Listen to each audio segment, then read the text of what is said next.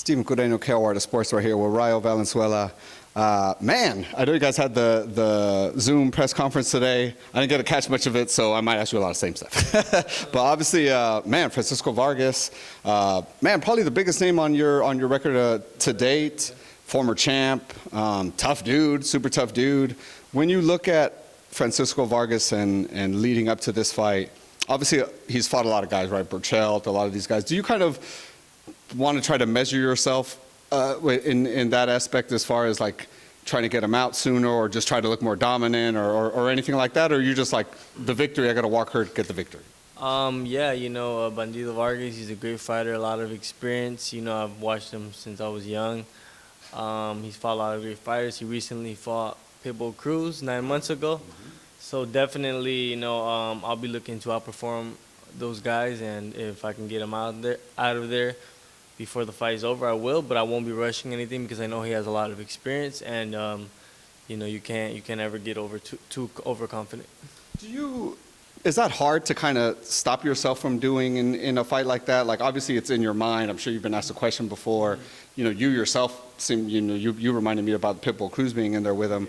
Is that something that you're just kind of mentally, like, you're going to start keeping score of the rounds yourself and how well am I doing, or is that hard to do? I don't think so. I mean, with these last guys I was fighting, I knew they weren't supposed to be in there with me, so I was doing my best to take them out. But with Bandido Vargas, he has a lot of experience, so I'm gonna go out there, be patient, but I'm gonna also be aggressive, but more precise, yeah, I just think I'm gonna let's let the fight play out slowly, use my jab, be a little bit more smarter and tighter on my defense. I know, obviously, when you were coming up, you sparred a lot of big names. A couple of these guys have got some big fights. Rolly's facing Tank. On paper, I think a lot of people are kind of seeing Tank as, being the more kind of, complete guy in that fight. But everyone I talk to who's been in the ring with Rolly or knows Rolly, seen Rolly in the gym, he hits hard, he's very awkward, and he's very good at doing both of those things. Would you agree with that? Yeah, he's definitely awkward, and he's a strong fighter. But Tank is a real good boxer. I think that they underestimate.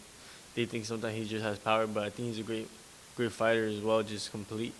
So I think it all depends on how Rolly shows up that night, because we know what Tank's gonna do. He comes with good uppercuts. He's slick. He moves, and he's kind of hard to hit. But if Rolly's able to use his jab, maybe feint, and then try to catch him with something, then it should be a good fight. Tank recently came out saying this was his last fight under contract with Mayweather Promotions. I know maybe 2 fights ago, after the Mario Barrios win, Mayweather was saying, we don't want to go out of Mayweather and PBC. So that was probably good news for you, right? Because it was like, all right, I'm in there, I'm in the weight class. But do you maybe get a little worried that maybe, okay, Tank might be a free agent, maybe you won't get the shot, or maybe just not as soon as you thought, maybe? I don't think he'll leave. Personally, I think they've been doing a great job with him.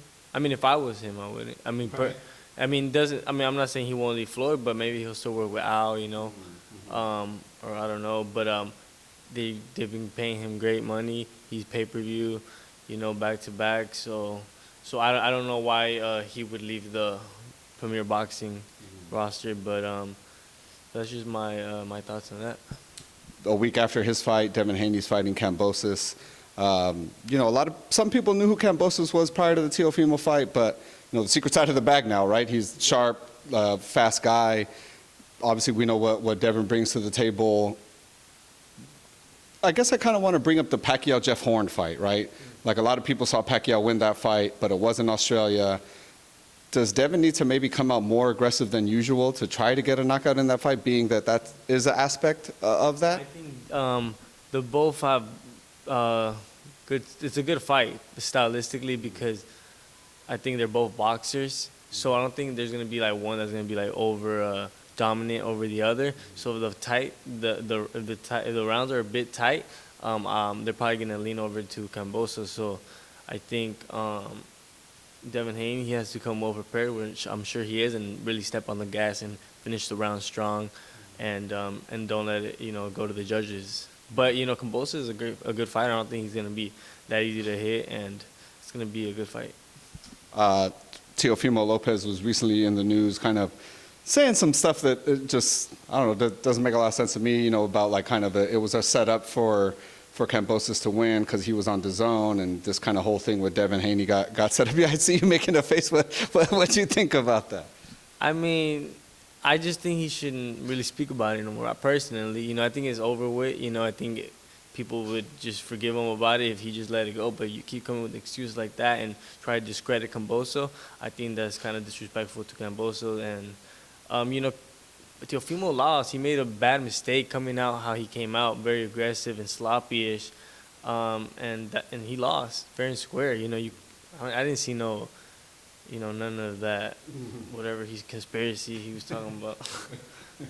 There's a lot of good fights coming up, man, in the next 2-month stretch. Obviously, your fight's in 3 weeks, something like that. When on a great card with Isak and Pitbull, obviously Ugas Spence headlining. Is there any of these fights coming up? Kind of one, like for sure, I'm not going to miss out. Obviously David, but you know what I mean. And any as a fan that you're kind of like, man, that's a hot one right there. Yeah, I mean, I think I was thinking about maybe going to New York and watching Rolly and Tank. I think that would be a pretty good, cool experience. I've never been to New York. That's a big fight. And it's not cold, so you don't have to worry about the snow and shit like that. Yeah. So, you know, and it's good. I mean, I've never really been to, like, on my own. Just I'm going to go watch as a fan. And I think that'll be a good fight to go watch. And they're both in my weight division, so why not? And then, you know, David is fighting. Who else is fighting?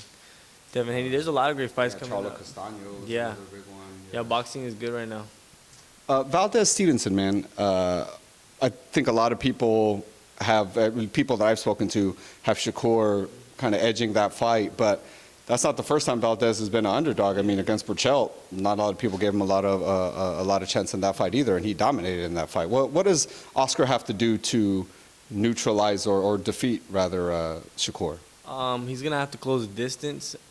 I think he's gonna have to be coming with some good head movement, be fast, because Shakur is very fast. It's not going to be an easy fight. Is it impossible to get the job done? I don't think so. He definitely can. He's with a great team. You know, he has a good coach. So I'm sure they'll have a great game plan. You know, Shakur is very slippery, very, very slick lefty, and I think he's going to give him some problems. But, you know, hopefully I would like to see Oscar, and, you know, he's my countryman. I would love to see him win. But I think Shakur is gonna come to box and move around, so it's gonna make it a little difficult. But we'll see what happens.